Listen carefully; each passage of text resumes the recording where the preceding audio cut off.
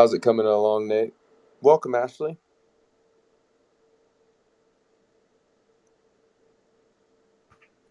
Yo, no, it's all good. We're live. All right. Well, awesome, guys. Thanks for tuning in. We'll go ahead and kick it off here. This is Bobby from the Voltage account and my guy Nate co hosting with me. We wanted to chat and just recap and have an open discussion about some of the Lightning Network updates that happened at Bitcoin 2022. Recap what was discussed, kind of dissect maybe what's been talked about on Twitter over the last week, just the kind of response from the community, and then even get into some of the greater detail maybe that some of these speakers were not able to dig into when on stage. So please feel free to raise your hand and share what you'd like, but we'll kick it off. I had one thing I was going to share that I thought was really interesting to kind of get us going, but I think I'm pronouncing it right. It's called ecosis.org. I thought this was pretty cool. It was a repository of all of the open source protocols for Lightning, and it was created by the head of R&D, I believe, for Coinmetrics. Um, and you spell it ekosys.org. But it's pretty cool. It just breaks down everything that you need in one place to understand um, what is being used to map the protocol of Bitcoin.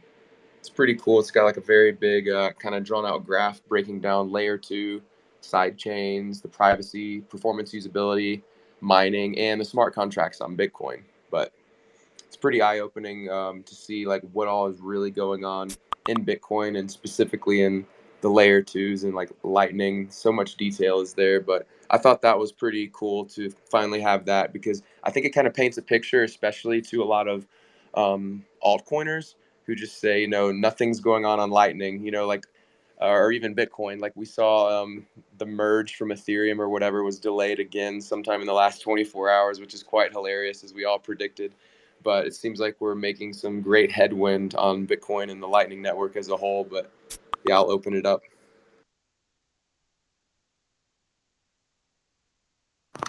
Yeah, I mean, you just showed me that site a few minutes ago, and it's amazing to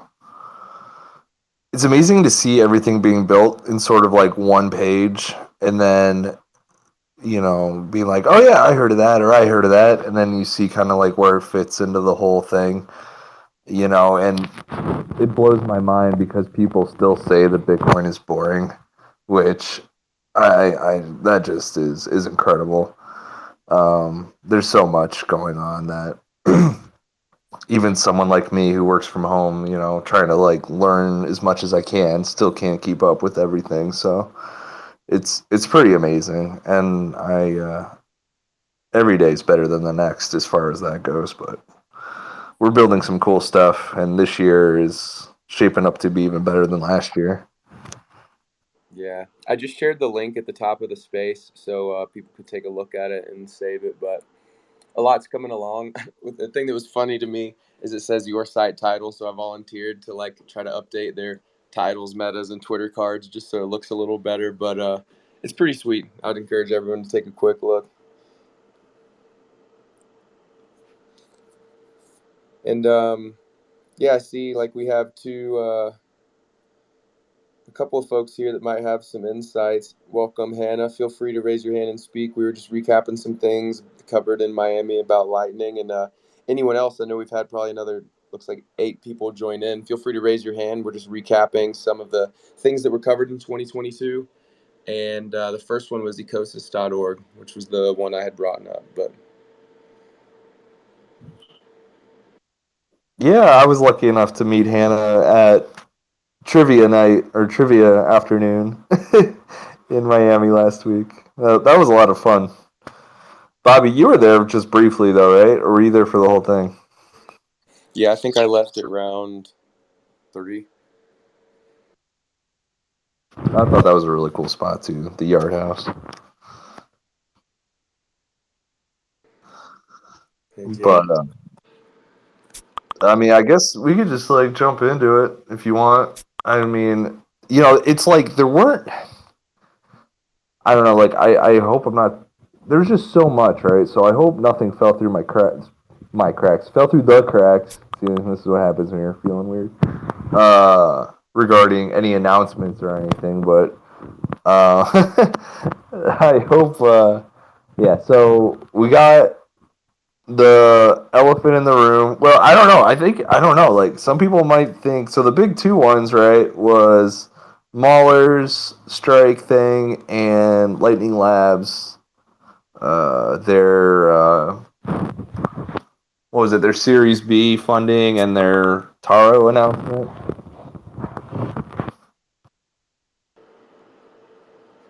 Yeah.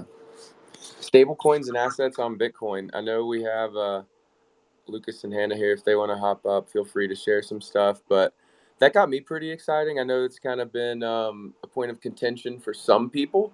For me personally, I just love seeing advancement, and I see like the demand of stablecoins just growing and how it can serve people broadly outside of America.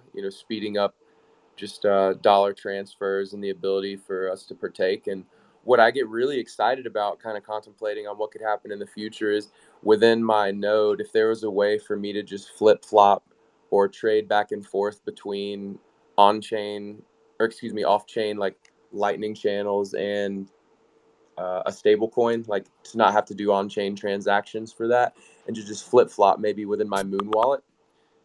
Just little things like that, and just all these features that are coming down the line and like what's possible. I think that would be great to just be able to do that and give end users optionality. Who knows if that's possible at this point, but that's where my mind goes. Yeah, I mean the whole idea of RGB has been around for a while, which has this sort of like you can allocate some sort of external value or rule or something to something even as low as a millisat, and that's pretty cool. I think that what excites me probably about Taro is hang on here, is like I wonder how Lightning Pool is going to be affected, right? If Taro leverages Lightning Pool in a way where those that are issuing whatever non-Bitcoin denominated thing they're issuing, they need liquidity, right? So as a routing node who is just routing sats, we don't even know what those sats are pegged to. Only the sender and the receiver knows, right? So I'm just interested in seeing more liquidity in Lightning Pool because I think that would be amazing. Does that make sense? It does, yeah. And As like well, a and Hannah, greedy capitalist. thanks for hopping up, Hannah. Feel free to kind of share and speak on this if you'd like. I'd love to ramble on for a second about the idea of stable coins on Lightning. If that's, and I understand why a lot of people dislike stable coins because they're generally based on things that are, almost guaranteed to lose value. So people are like, what's the point of doing that?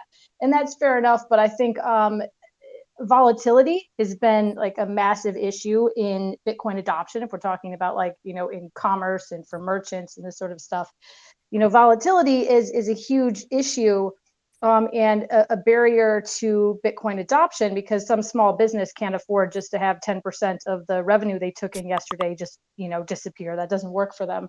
So stable coins are kind of a way around that. And then what I really love about that is if you can get people actually using the Lightning Network, like almost more I care about more than people using Bitcoin or Bitcoin as a unit of account is getting Lightning infrastructure in all of the places, So if people need something stable so that they don't have to deal with volatility and you can put that on Lightning infrastructure, then you get a big bump in the adoption of Lightning infrastructure. So that's a very interesting potential there. So it's like the network rails are sort of a Trojan horse to the final boss, which is Bitcoin itself. You could put it that way. Totally. Yep. That's awesome. I just, like I was saying earlier too. I mean, I anything that there's a use case for, I'm for, and Bitcoin is the most secure network in the world. So anything built on that is probably just fine, especially if it's sort of native in within Lightning and there's no centralized corruptible party. Then that works. I mean, that sounds good. I mean, I'm excited to sort of toy around with it. Hannah, is this like going to be? I mean, if you could talk to it, is this going to be sort of an external daemon that we run alongside Loop and Pool, or is this something else? I'm still trying to learn the protocol myself. So Gotcha. I'm Yeah, I skimmed still over like the paper a little bit, reading but through Leo's docs and all of that. And yeah, yeah, so who knows yet? I like the I think it's really interesting to think about the possibilities this could open up. for sure. I just think it would be cute to like if you run your daemon and then you can sort of like build your own thing, and then I can like make ice cream token for my daughter, something like internally goofy like that. You totally could, or your kids could make their own tokens with each other. Who knows? And yeah, have Right. great fun with that. That's amazing. Well, cool. Yeah. Well, you also brought up too, Nate, the strike update, which is pretty awesome. Like, I have a big background in e-commerce, and seeing how it's integrated with Shopify, I think is pretty cool because from everything I've seen, like the BTC Pay server integration with Shopify, it's not very present. Like, it's hard to see, at least from my experience. So I hope that if payment, like a company chooses to use Strike Commerce, it could be a bit more present and visible to users. But beyond that, and working with some of these payment processors, I mean, I'll be the devil's advocate and kind of jump ahead here. And I was reading on Twitter how they shut down that store and like they're not capable of using it yet. I mean, wouldn't they just be doing that like in a short term for like a beta to record that video, or is it just totally not usable? Like, does anyone have insights into that yet? Because that seemed to be kind of a buzzkill on the Twitter feed. Yeah, I cannot explain that. I saw that report also. Yeah, I can't explain what was going on there. It's clearly a marketing thing, but that doesn't necessarily mean that what's happening isn't going to happen. It's just I think it's just a matter of rollout time because all these payment processors have to build it in, do the updates, then you have to test it, and then roll out the updates. Like it's a process. And I got a feeling that Jack probably wanted this to be sooner in the process than it currently is right now.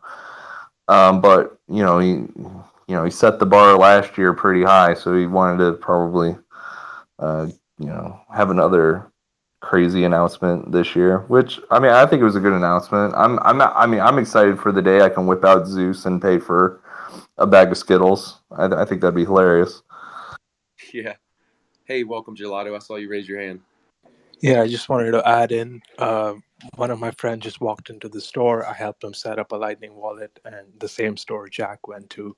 Those guys were like, it's a family-run business, so we kind of know the owner.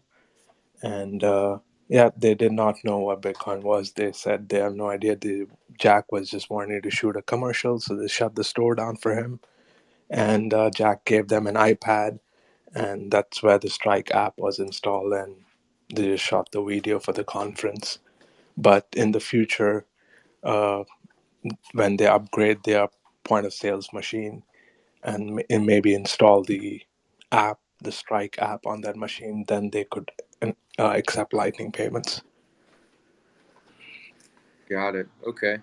Yeah. Yeah, that's kind of what I was thinking too. Like Jack has all the software, so he just kind of wanted it to be in a location that people would be using it. So it's essentially a demo, like an on-location demo, which for me I think is fine. Whatever. He said that it was coming soon. It's not out right now. At least I think he did. Yeah. Nice.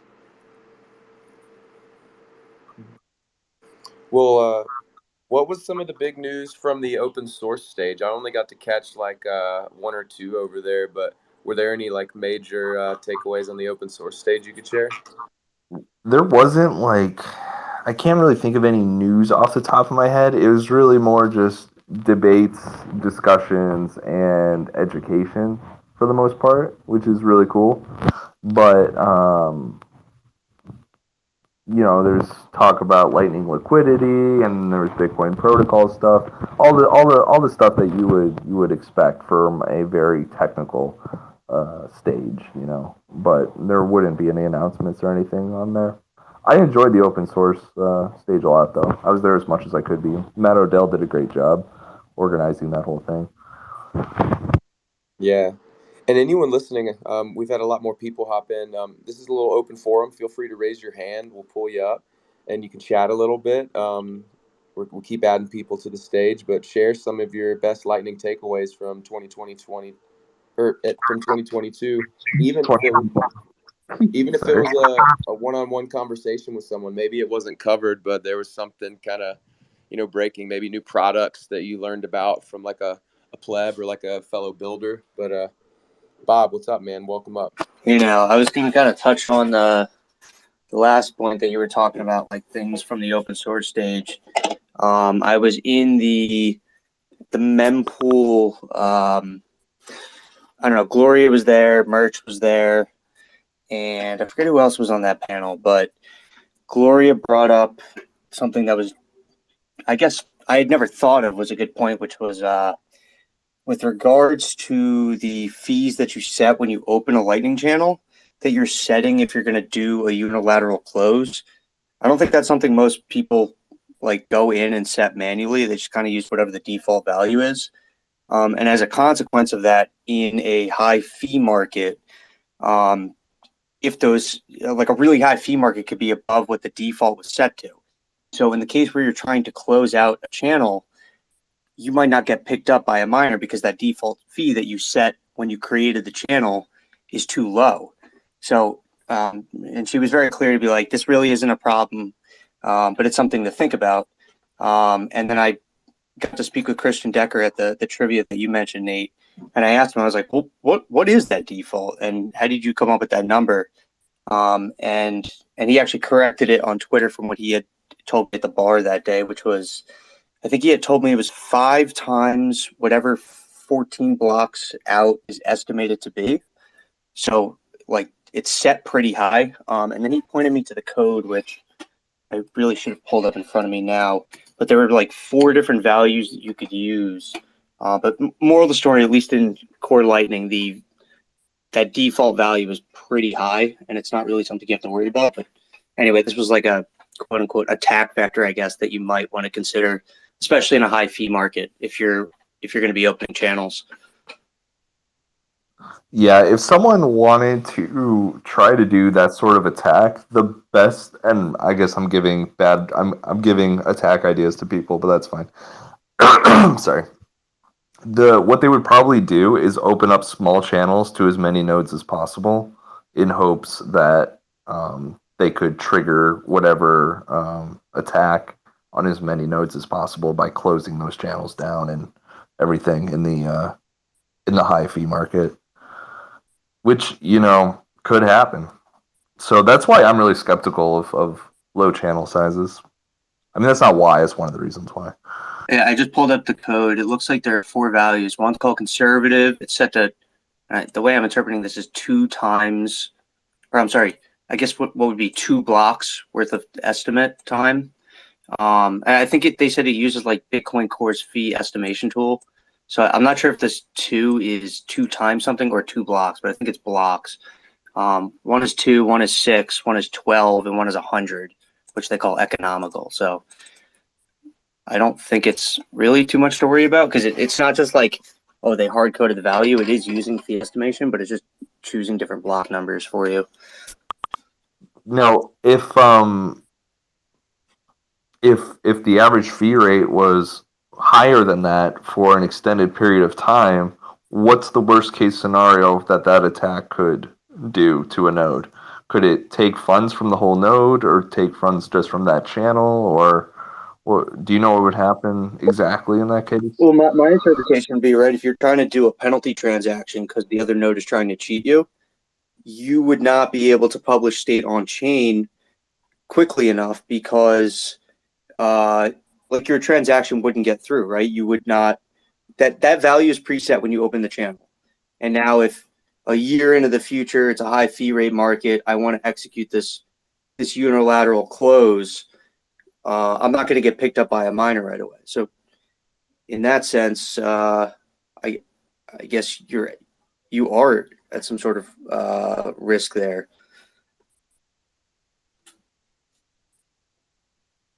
I don't want to spread any FUD. So if anyone, no, this is like a super edge case, like low free. Like if this is like the best FUD we can come up with, we're doing really good.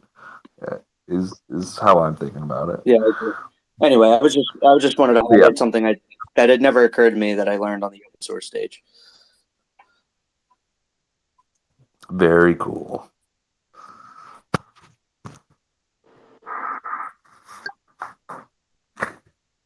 Anyone else got any thoughts on that before we get into the next announcement of the conference?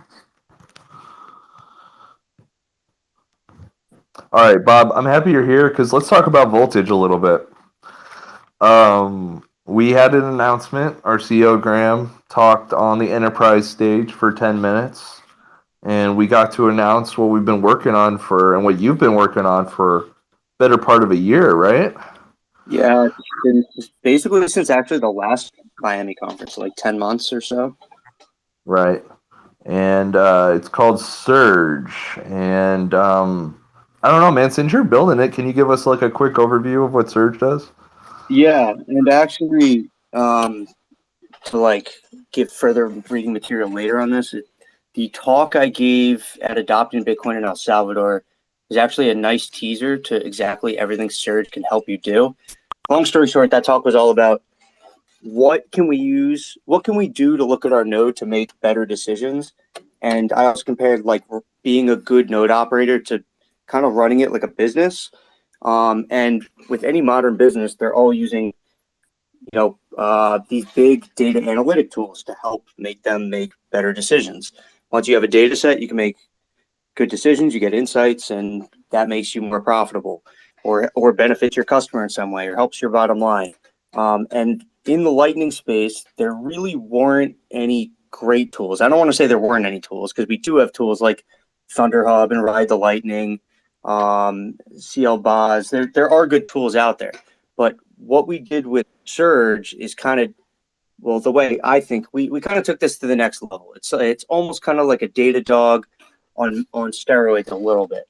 So it is complete Lightning node observability, but some of the key points are you're getting a holistic view of your node and all these metrics plotted over time. And so when you look at something like ThunderHub or Ride the Lightning, it's more or less just a snapshot of a point in time. Like what am I see on my node right now? What do things look like? But if I wanted to dive in and see, hey, I want to look at how payments move back and forth and liquidity move back and forth on a particular channel, because I want to assess this peer. Well, I can go in now and look on a nice UI and directly analyze when these payments were happening on this particular channel. How is the liquidity moved? And from that, I can gain some insight. So that's just one example of one metric you can look at. But right now we have Surge tapped into L&D to handle a variety of metrics. The UI is not built out for this yet. The back end is mostly built out, with certainly more metrics to come. And I think it'd be cool if we started offering on the front end like custom plotting of metrics, basically giving the user full control to say, don't bake me in. I want to be able to gain insight because I want to be able to plot X against Y. And maybe that's not something like by default that ThunderHub or Ride the Lightning is going to show you right now. So on top of plotting these metrics over time, we also have useful things like notifications and alerting. So if you were a business or an individual and you found out, hey, I've got this key channel and I'm running out of liquidity on one side or the other. Well, it'd be nice to get notified by the medium of your choice so that you can go and address that immediately. Whether that's, a peer going offline, whether it's your node going offline, a liquidity problem, whatever it is you wanted to set a metric to a particular alert, that's going to be a valuable offering for Surge. So we really think, and it'll be really cool to see what people use these metrics to do. Data is only as good as what you make of it, and this is a really good tool to put that data into the node operator's hands. So I think this will be really useful for not only like routing node operators, but even just plebs who want to grow their node to be stronger, and definitely good for enterprises alike who are going to be running big nodes, whether they have service level agreements or just need to serve their customers as good as they can.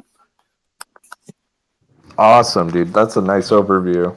So this product will be entering beta test soon-ish, right? And we're if you go to voltage.cloud, is it /surge? You can sign up for a wait list for that, Bob?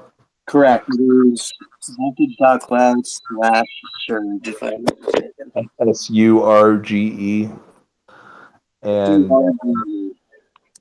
And the cool thing too about this is we will be, based on community feedback on our Discord server and stuff, we can build out more, after version 1 comes out, we'll be adding to it. So it'll be like an ongoing thing to make the best possible analytics tool for Lightning nodes. And, I should say for LND nodes, because we're just using LND for it right now, right? Correct. Just LND right now.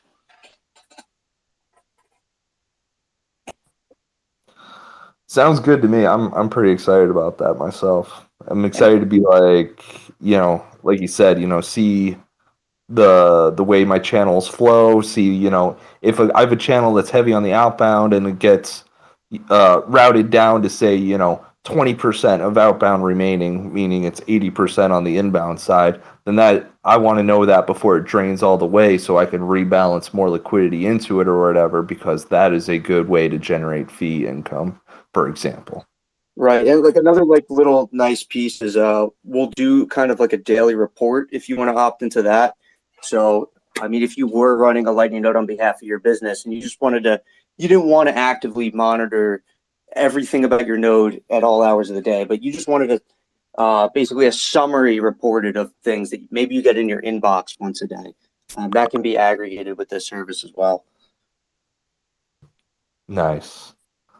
Cool. If it's still, this is still in development. We're still working on a beta test here, but we do have a site teaser up. And again, if anyone has any questions, feel free again to raise your hand. We can answer the best of our ability.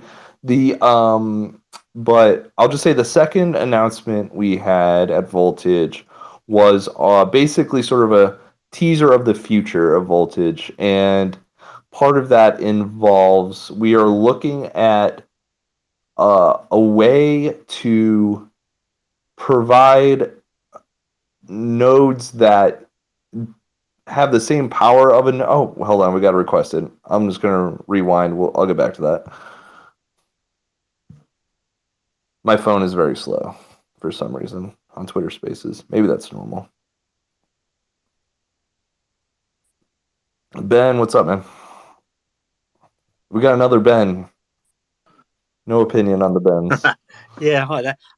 It cut off for a second, but I've got a question on Surge, if I may.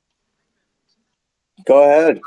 Yes, please. Is Surge something that only runs on the Voltage infrastructure, or is it something you're going to make available for node operators to download and install on their nodes that may not be running on Voltage? That's a great question. That's actually something I should have covered immediately. So with Surge, you do not have to run a Voltage node. So you could basically just use Surge and not be a Voltage node customer. It can be offered separately. To do that, it's an open source, I call it the agent, and it runs next to your node. It's a really lightweight binary that runs, that you grant a macaroon so that it can listen in and collect these metrics and then hand them off to Surge. So yes, like you said, you do not have to be using a Voltage node. You just need an LND node. Nice. Cool. Thank you. Thank you. So yeah, so the other part was like voltage, the next phase, right? Like, are we going to be running LED forever? We've got a lot of requests for C Lightning, or AKA Core Lightning, they're calling it now, and other things. And I guess our announcement and Bobby, so like, I guess we're looking at ways to make managing a node's liquidity even easier, an automatic way to non-custodially have nodes that access liquidity from other nodes, or something like an LN bits. I'm not exactly sure how much I can discuss on that right now, but that's essentially what Graham announced also, right?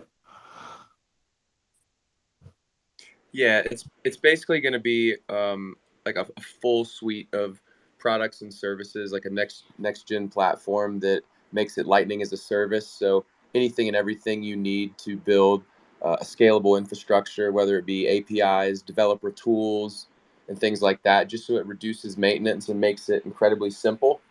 Um, and there's some we just added the page to our website where it's visible. It's in our product menu where you can go read more about the technical side of it.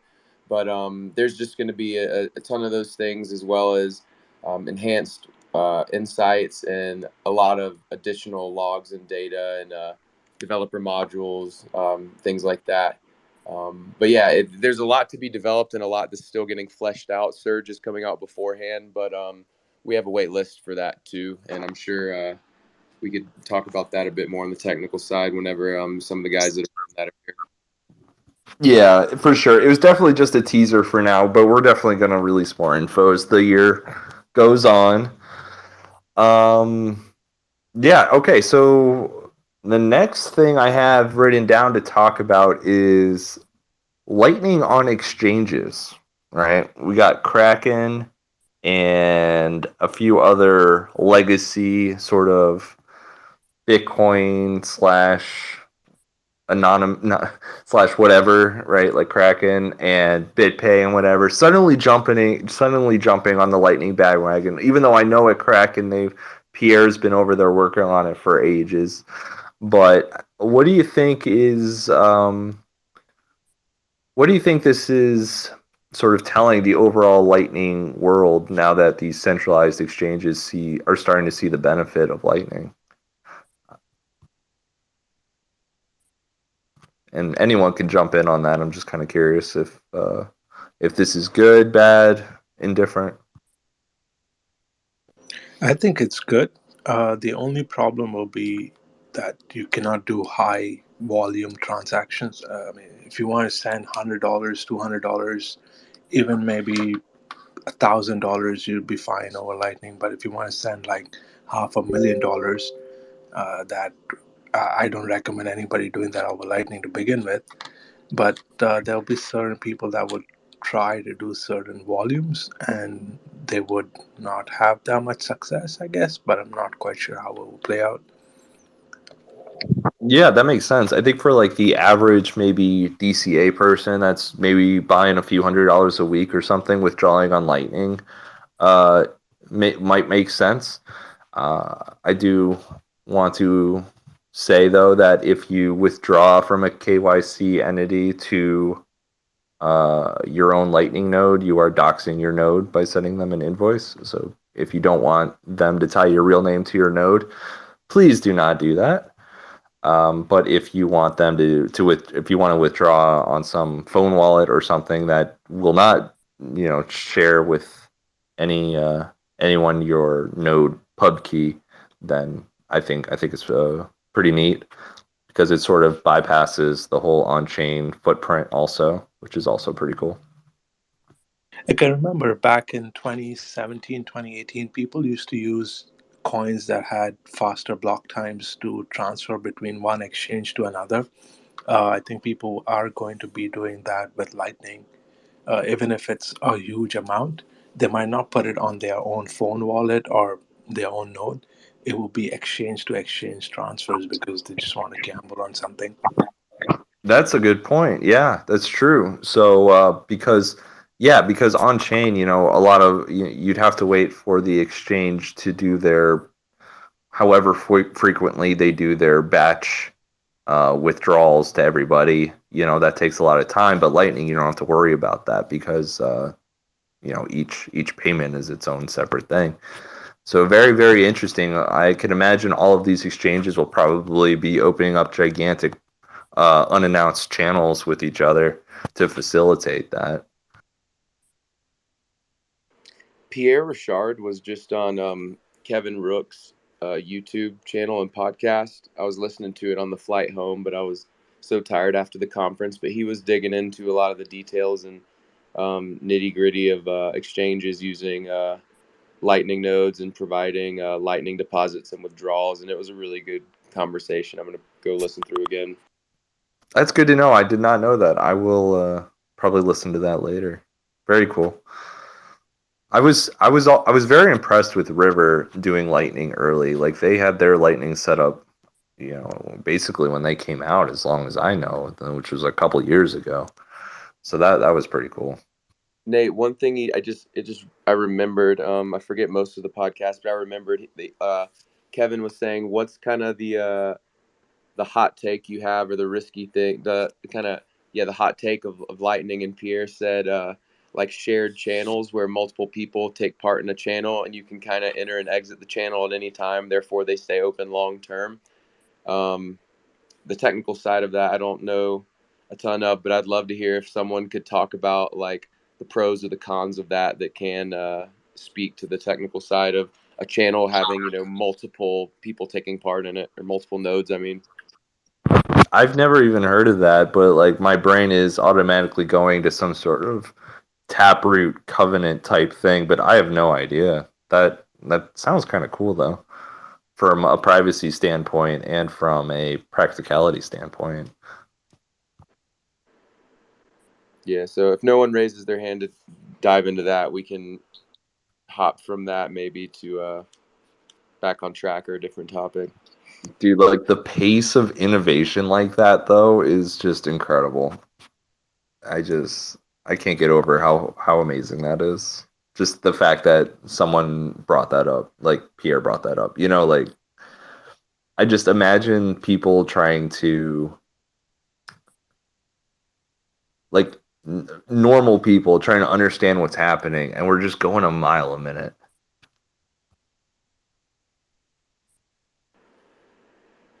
Yeah. Well, one other thing I wanted to bring up, Arcane Research's State of Lightning Volume 2 came out. And when Volume 1 came out, I read it, I think, the next morning. I just went to a coffee shop and read it for a few hours and finished it. I haven't been able to do that yet, just traveling. But one of the things I thought was really cool whenever I was digging through it is if you look at all Lightning payment volume, we've dipped down since November. But if you remove deposits and withdrawals from trading services, we're actually up from November, and year over year, we're up 480%. So bullish on Lightning. That's sick. That's sick. I'm so bullish every day, more and more. This is just the place to be, and everyone in the spaces right now is just, we're all very, very lucky to be here. Trying to think of some other cool things. Ambos, you can get your channel backups, which I don't know if anyone knows. It's kind of a little smaller thing, but Ambos keeps building out their services. So you can basically connect your node to them, and they can download channel backups for you. I assume it works similarly to the Balance of Satoshi's Telegram bot in some way. I don't know. There's a few other little things going on, I guess. But is there anything else in your guys' minds for the conference? I think we got a really good quality over quantity this year, and I think that's a good thing too. I'll share one thing. Was someone about to speak? No, I was about to say I see Vivek's here. He could hop up and talk about Greenlight if he wants. I'd love to hear more about that. But if he's just chilling, then that's okay. Greenlight is Blockstream's sort of easy node software that they're making built on Core Lightning. But I don't think there was any big announcements at the conference about that. Cool. I shot him. So that's all I got. I shot him an invite in case he wants to come up. I had an interesting opinion from one of my buddies I invited who's like kind of new to Bitcoin. And he was just saying with a conference this big that brings in, it's not exclusively the Bitcoin Twitter community who's in the weeds all day. Like it was broadly a ton of people in crypto. There was obviously NFTs there. It was kind of just trying to attract anyone. It wasn't really Bitcoin specific. And he was saying there should be like layers to it because everything was just kind of broad topics, like all these things kind of put together into these like kind of niche panels and stuff. But he was like, why is there not an area of the conference that's like just for newbies, like that's helping brand new people like learn how to acquire Bitcoin in, privacy centric ways, or how to get set up on the right exchanges, or how to set up private keys, how to manage a hot wallet. Just some of the basics of what we all kind of know. Like most people that are showing up here probably have heard a lot of this stuff, but when you have a group of 30 plus thousand people, he was just saying, especially for him, he really wishes there was something dedicated for beginners where they could come in for 4 to 5 days, just kind of learn everything top to bottom and really get up to speed and leave equipped with all of the best resources, podcasts, videos, books, and just walking away like deeply entrenched in knowledge. And I couldn't help but agree with him. Like that was probably the best feedback I think the conference could have. But I mean, I don't know. I'd love to hear other people's thoughts. It just kind of seemed like a no-brainer to me. Dude, this is exactly why the Atlanta Bitcoin conference is so awesome.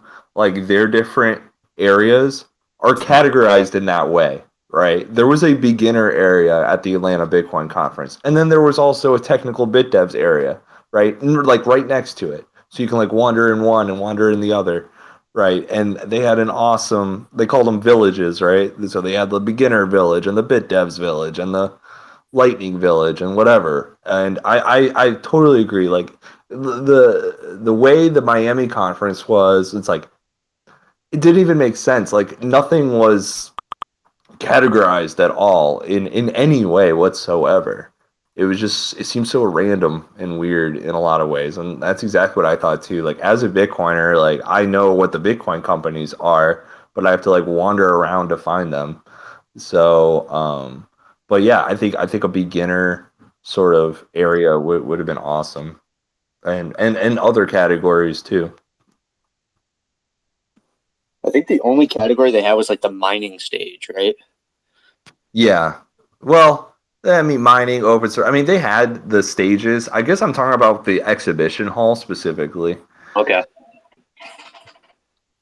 But I think it would have been cool to have a beginner stage too, like just for like talks about hot wallet versus cold wallet or keys or addresses. That would be probably I bet that would probably at least fill halfway. I wouldn't be surprised at all. Yeah, leaving people confident speaking about Bitcoin that don't fully get it yet. And it's the rabbit hole's infinite. So I think it would have benefited everyone. I agree. Lunasats just hopped on stage. What's up?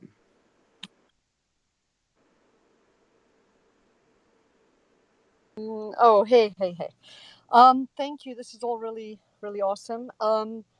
I just wanted to say, yeah, on the beginner thing, I 100% agree about that.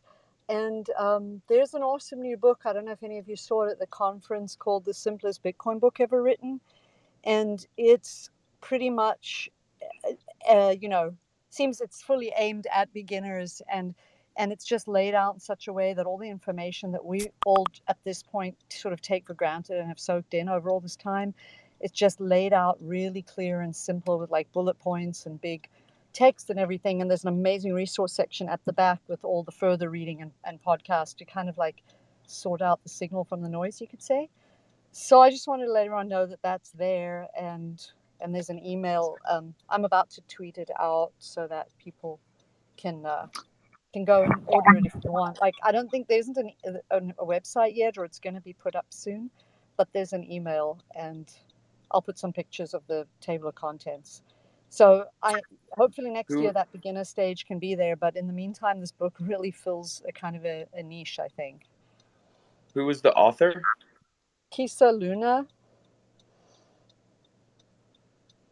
And yeah, I don't know, I there's no Twitter yet, but they said there will be. So I had a chance to flip through some of the pages of that book, and I kind of agree because it's not written as like a book you would expect to be written, like a thick book full of words. It's very um like spaced out, and there's a lot of yeah, graphics and stuff to help people understand. So you could, reference things pretty easy and visualize what's happening. And there's cool sections for like wallets and coin joins and things like that. It's all kind of in there. yeah, and it goes out, and also just things even like quantitative easing, inflation, stuff like that, to kind of explain the problem in really simple terms. Because I think most people on the street, they see those words in the news, but they don't even know what that means. And then it goes into a lot of different aspects of why Bitcoin fixes this. And like you said, it's kind of laid out really easy for the mind to grasp.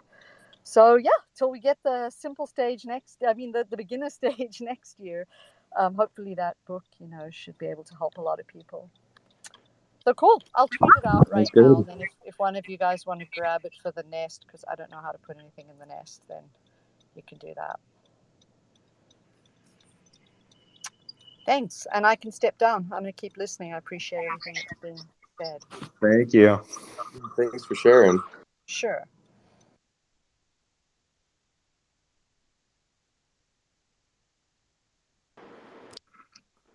Well, yeah.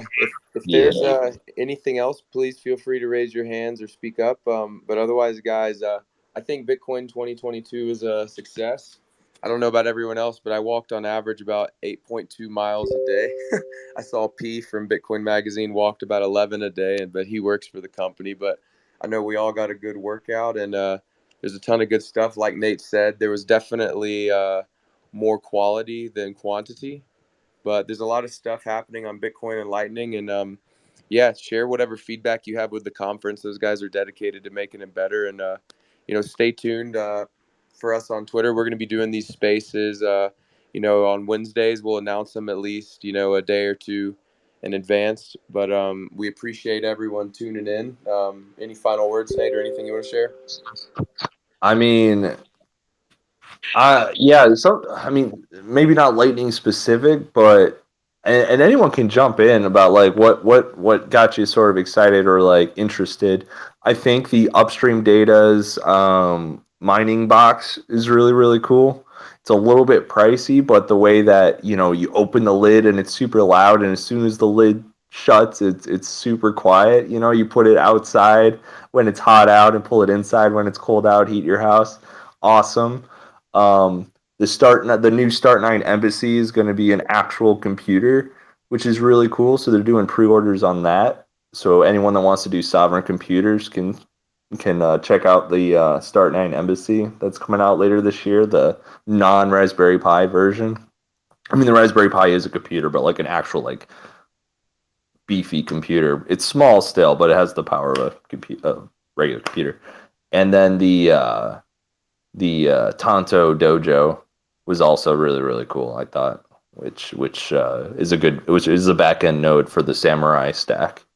So I think there's a lot of really cool stuff, and I really had a good time, despite 90% of those exhibitions having no interest for me whatsoever. Everything else was like awesome though. So yeah, I guess that's it for me, guys, and everyone.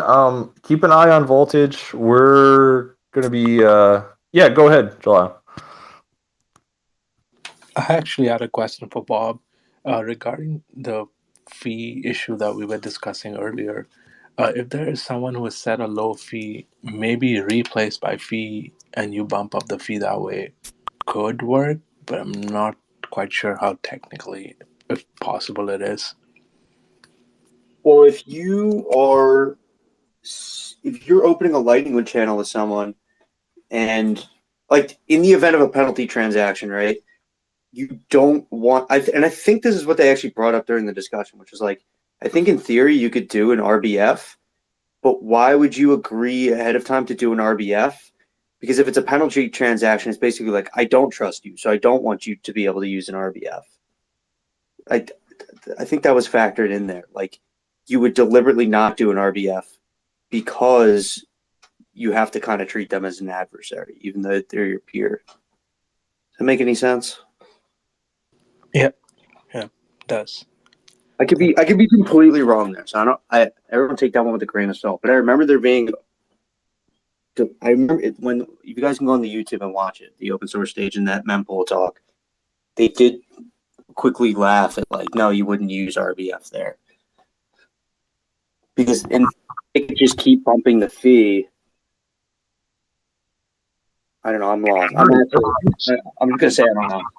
No, if you bump the fee, you're attaching another transaction to it, which increases the overall transaction weight, which increases the overall fee, right? Is what you're saying? Yeah, but then in that case, you would just get picked up by the block, which you want to do. So it's safer for me to just say I don't know here than to give a wrong answer. Yeah, that's a good question for a spec dev or something for sure. But I got nothing else. It was a good week. I am slightly sunburnt, which is fine. That's my fault. Nothing too crazy. Yeah, I'll everyone keep an eye on Voltage. We're gonna be doing some other announcements here soon for some other cool community stuff. But that's it for me, Bobby. How about you? Yeah, that's it. Everyone have a wonderful evening.